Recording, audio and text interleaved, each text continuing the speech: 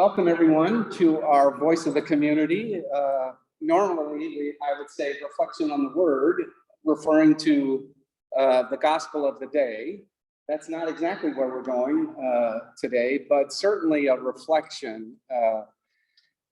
So happy to have you here. Let's remember a little bit about the Lasallian heritage that we learned earlier in the year. So I say, let us remember, and you say that we are in the holy presence of God. Let us remember St. John Baptist de La Salle, live Jesus in our hearts forever. Well done. You can still retain things. Joseph, so happy to have you here today. Joseph and I have had several conversations over the last few months.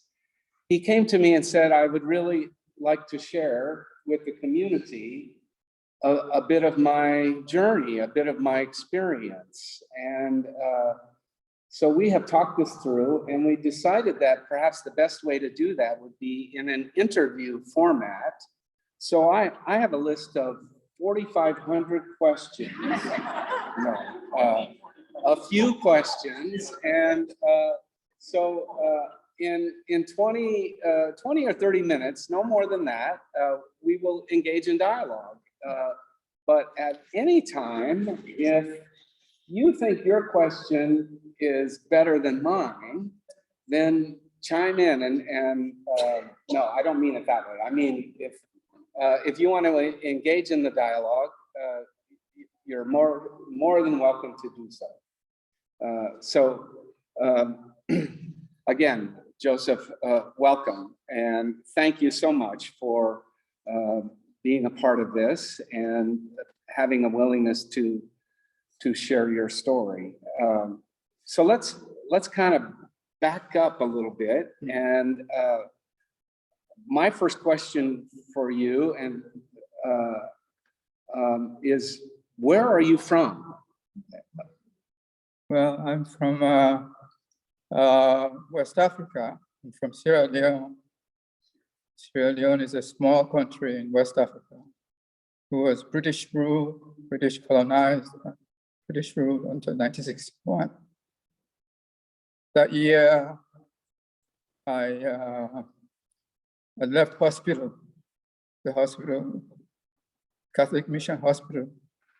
The Catholic Mission went to Serabu, the village I grew up in the early 1900s. 1901, Father Flotter visited Serabu on horseback. Came through to the very bottom of Sierra Leone, very southern tip, in a boat from Freetown. And he established a mission. The mission ended up in Serabu because they wanted to build a hospital, which could not be built in the chiefdom center. Serabu is part of the chiefdom in the middle part of Sierra Leone, southern Sierra Leone. So this Catholic church built a hospital and a school. I went to school, started school maybe a little later than most in my family. I was maybe 8 or 9 when I started school. At age 10, I got into a fight with one of my junior uncles, my father's junior brothers, kid brothers in my age group. And I ended up with an infected tetanus cut on my ankle in that fight. I spent 2 weeks in isolation. After those 2 weeks, I came back to life. But while I was under quarantine, I was baptized and given the last rites because I was really in bad shape, but I recovered. This happened at 10. I was 10 by that time. And I went back to school in 1961. So I started in first class, second class, and then you go to standard 1. So 7 years, I went to, I started school, I think 7 years. And by 1961, I went to secondary school. In both of these situations are Catholic schools. My family is a big family. My wife here, Anna, comes from a family just like mine, very big, but Muslim. And in our situation, we had the opportunity to go to school, this Catholic school that also built a hospital that saved my life and baptized me. When I went back to school, I did first communion and confirmed. I changed my name from Joseph to Augustine, for confirmation. And then in 1961, 65, I went to high school, another Catholic school, a little bit away from town, my village. But I got started in Christianity by going to school. My school was maybe 5 minutes away from the church. The school compound, boys' school that I went to was 5 minutes away from my house. But every year we celebrated Muslim feasts and Catholic feasts. So I grew up in a Muslim home and Muslim lifestyles, but we turned out to be Catholic because our father wanted us to have an education. So Catholic schools formed most of what I am today. So, when did you first come to St. Charles? St. Charles in 1985. Mm-hmm. I think Father Jack was just starting here. He hadn't been here very long. Mm-hmm. And when I started, some of the people sitting here were younger people like me. Yeah. Only some of them are younger. Is that what you're saying? We're in the same. I knew right away I was in a good place. And the family has been very friendly. There's a lot of love in this family. St. Charles is a good place to have. I had an apartment that was 10 minutes away from here. Mm. Yeah. Mm-hmm. Pamela and I, we had started to live together. We got our first child, Emma. She was 2 years old when we came to this church. And later they were baptized and confirmed. Emma and Mimi and Fode. So You've raised your family in the parish. basically, Mm-hmm. Barbara, Marilyn, and what's my name? And later I get to be part of the welcoming committee. So Steve and Tom, and more recently, I've been trying to join Tom, Kevin, Kent, and Kevin. Of course, our kids grew up together, right? Yeah. So I've been part of this community, and I'm glad to be part of this community in my situation. It's easy to get bogged down by the trembling, the shaking, the losing balance, forgetting things. But I'm glad that I can come to a place like this on a day like this and listen to somebody, because it does not really help me, I realize, to dwell on negative parts of any of my situations. How long have you been dealing with Parkinson's? Well, I've been officially since about 2013. Mm-hmm. My second to last trip to Sierra Leone was in 2013.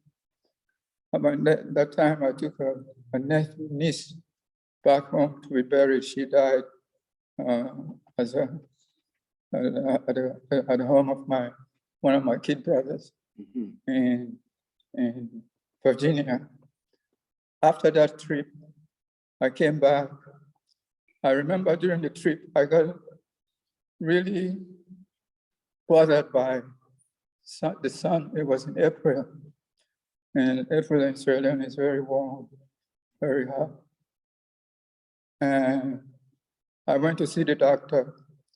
She told me, well, you should go see this doctor that is from India, who is part of the Providence Project, healthcare project. So I went to see this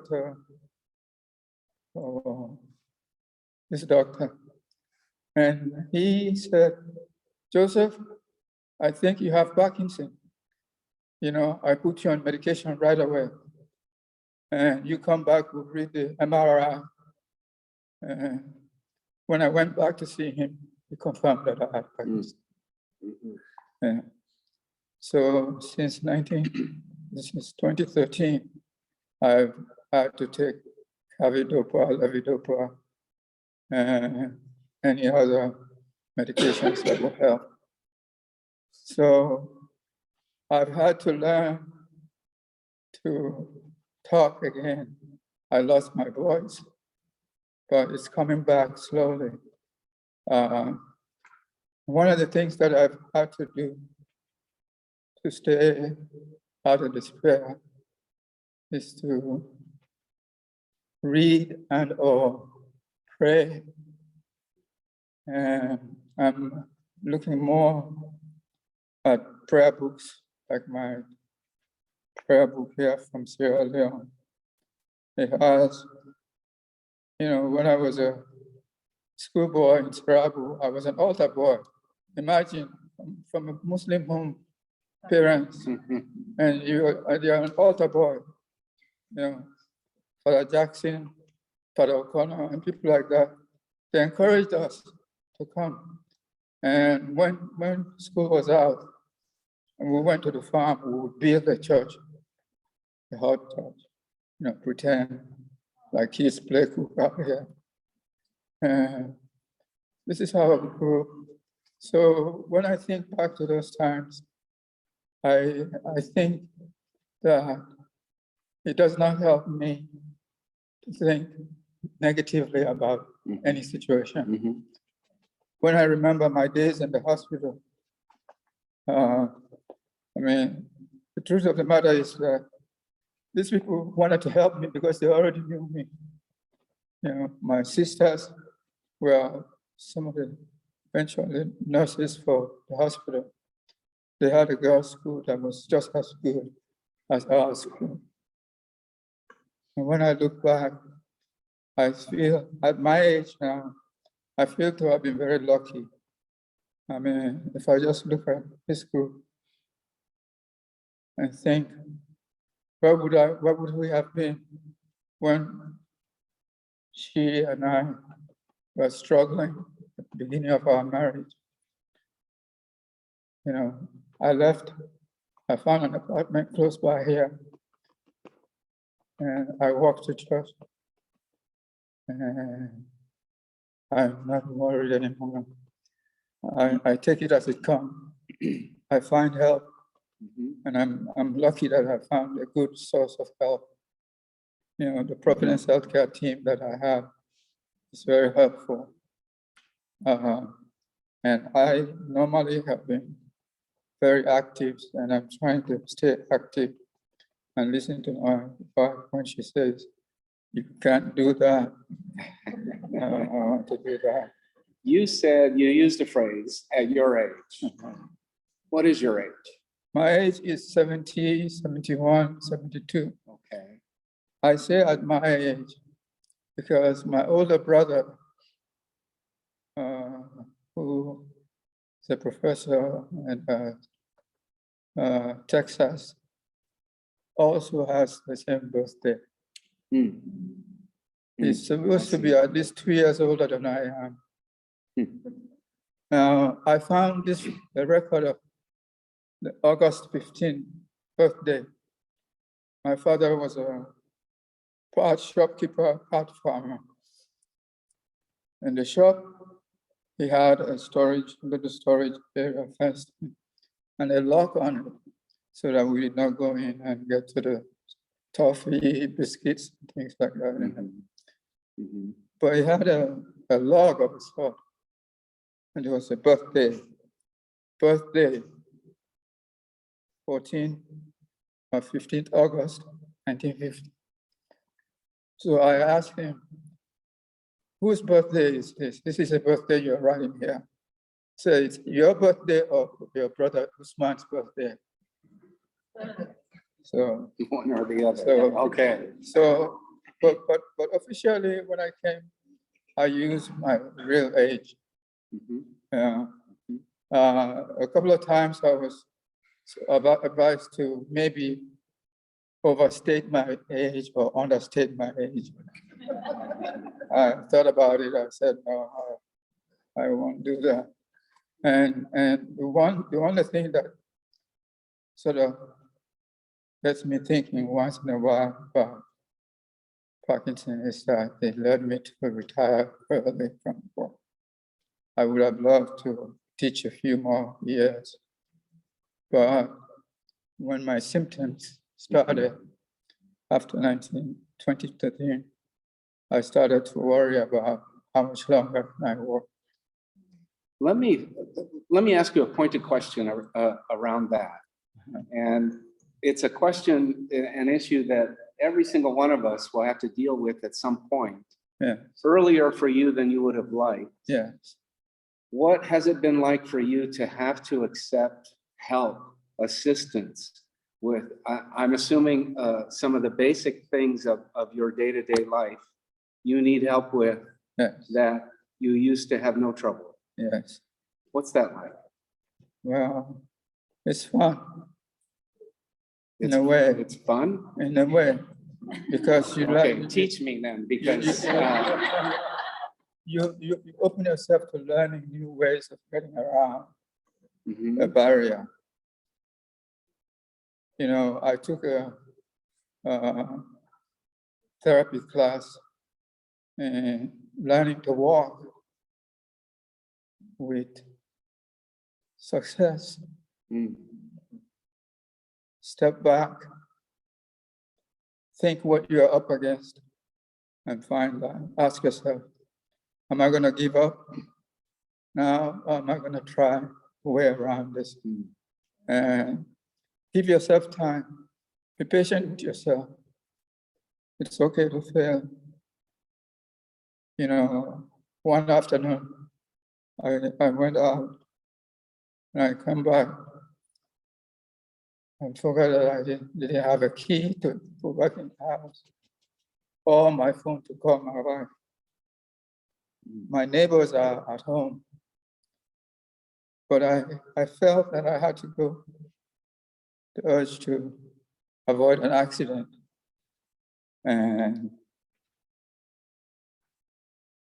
I've avoided the accident, but I had to be very brave and say that my neighbors, if they see me avoid my accident, they wouldn't be bothered by my action.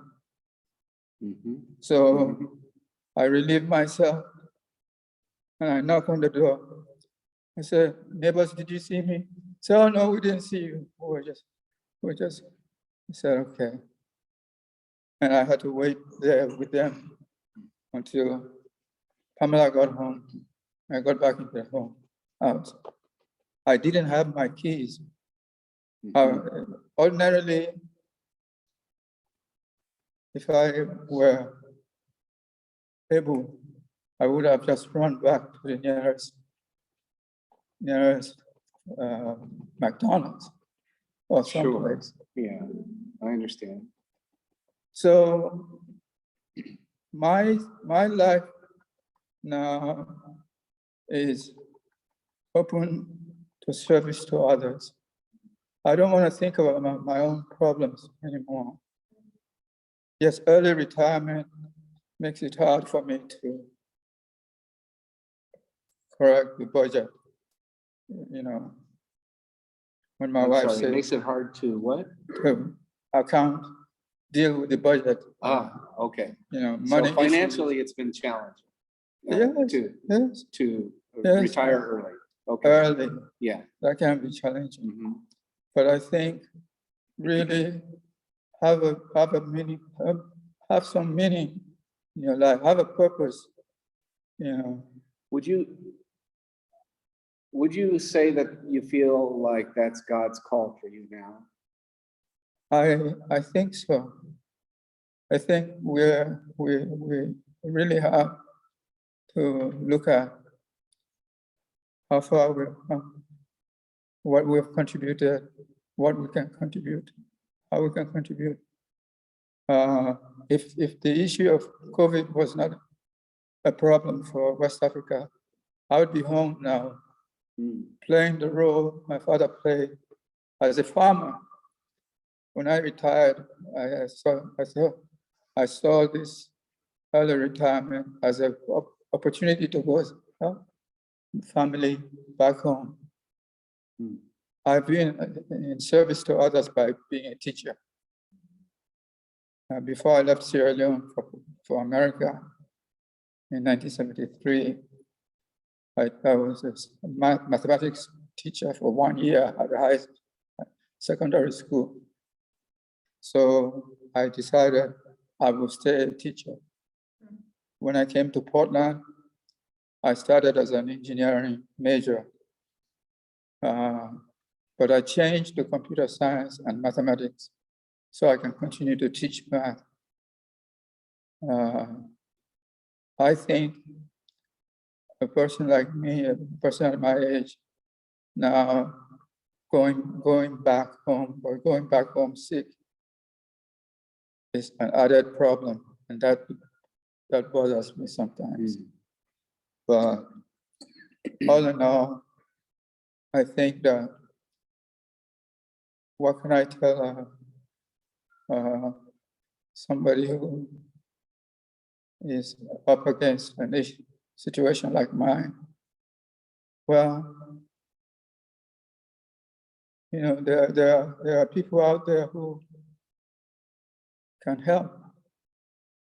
Don't stay inside. Don't keep everything inside. Reach out. Know and understand your situation so that you can explain, you can tell, you can learn new things that can help you to make it to the end of the day where you can reflect on what you are accounting or accomplishing. You're certainly teaching us. Indeed. I admire that a great deal because you said that you want to continue to be in relationship with people, even though I'm sure you have encounters with people where your tremor and your demeanor can be disconcerting in the encounter. Yeah. But you're overcoming that. Yeah. And the other thing that I heard you say is that you are just continually learning. And that helps. Parkinson is a complex thing to diagnose, to figure out. Is it genetic? Is it environmental? Can I inherit? Could I have inherited Parkinson from my mother? When my mother died at age 65, thereabouts, after she had 8 kids, I would be number 3 kid. So ahead of me was the professor in San Antonio, Texas, ahead of me. Below me, there are 4 or 5. She died of Parkinson. Now, Parkinson is suspected to be a genetic inheritance in some cases. Is it my case? Well, I think if I don't find out, so much more peace for my mother, I hope. Because it's important to my children, but I think they will find out soon enough. So We have just a few minutes remaining Mhm. together, but I'm wondering, questions or comments. And I would just ask you to speak right up so that Michelle and Jenny and the others online can hear you.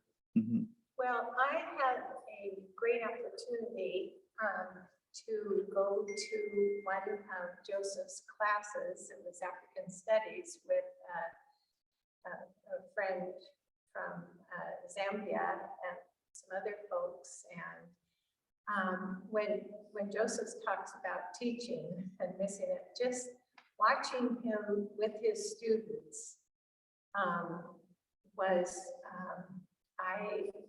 I just learned so much about kind of who he is in the world and how much he has impacted so many people through his work at Portland State and still does. The woman from Phoebe from Zambia just texted me and wanted to know how Joseph was doing, who came and spoke as well about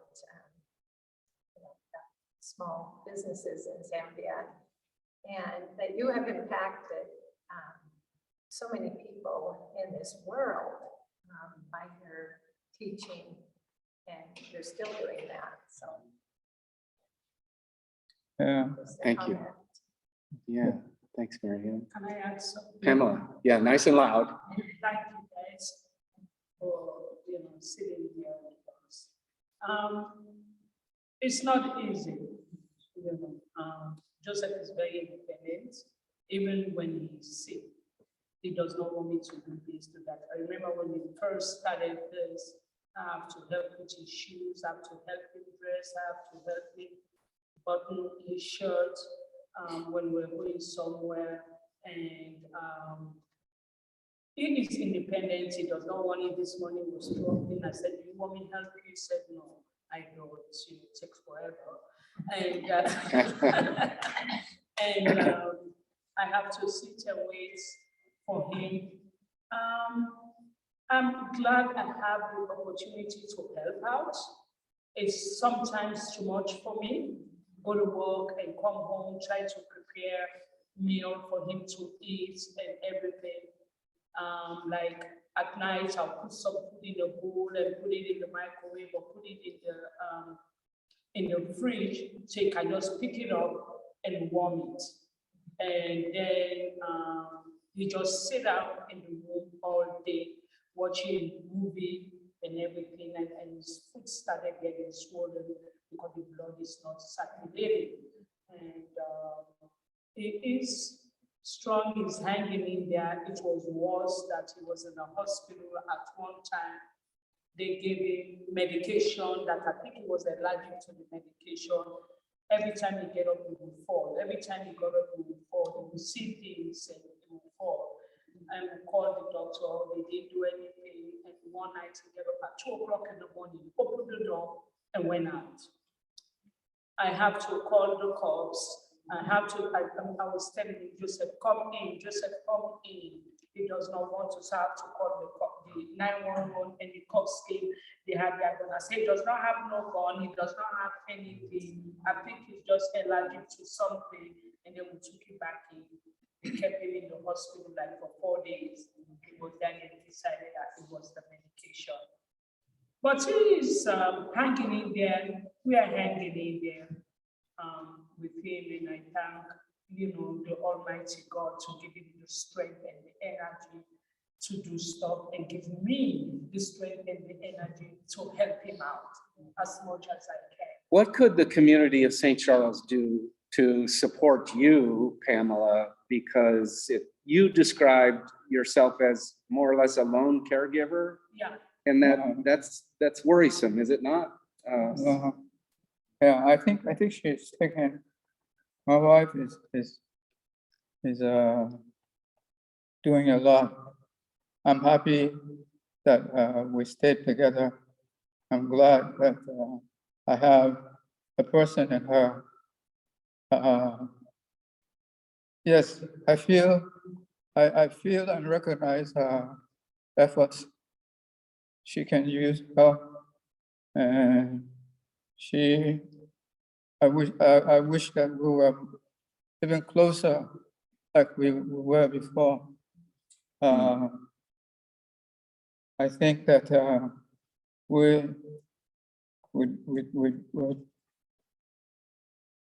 in time we'll connect more firmly. Yeah. When she is able to find more time, we'll come back and engage the community. You know, I think that occasions like this should end up with some celebration. For the next time, we'll talk about that. One of the things that I appreciate about Parkison is that it gives me the time to think and reflect on how much closer I can get to some of my communities.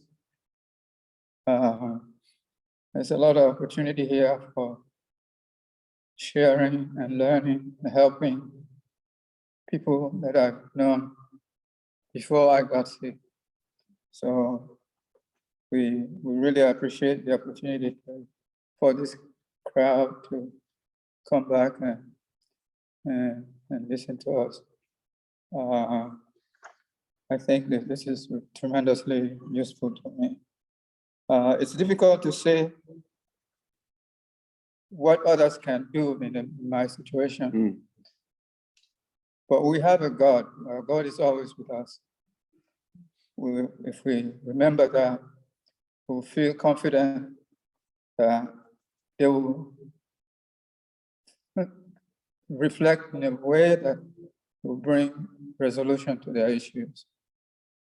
You know, the closer we get to Mary, you know, one of the things that I do now, every day I get up, I want to say my rosary. When I was a schoolboy, we would wear rosary as ornaments, or a little cross on a cotton that mom made for you. You know, the medal would have come from the church or the hospital. So the opportunities that I can use to help others will help me too. So, Joseph, let me just say that I'm pretty sure I speak for all of us that indeed you continue to teach. You have shown us today with poise and grace what it's like to live with your disease, a terminal illness, but you are still learning. You are intent on being in relationship with others and anchored in your community.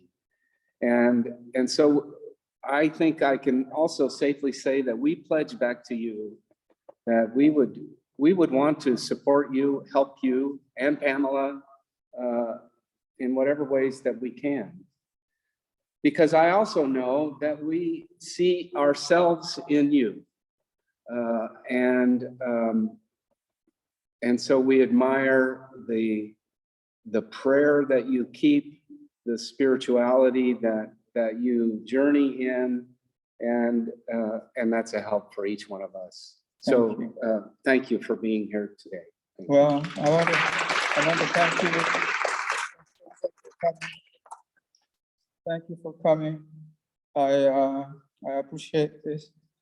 I will remember it. Thank you. God bless you. God bless us all. Thank you.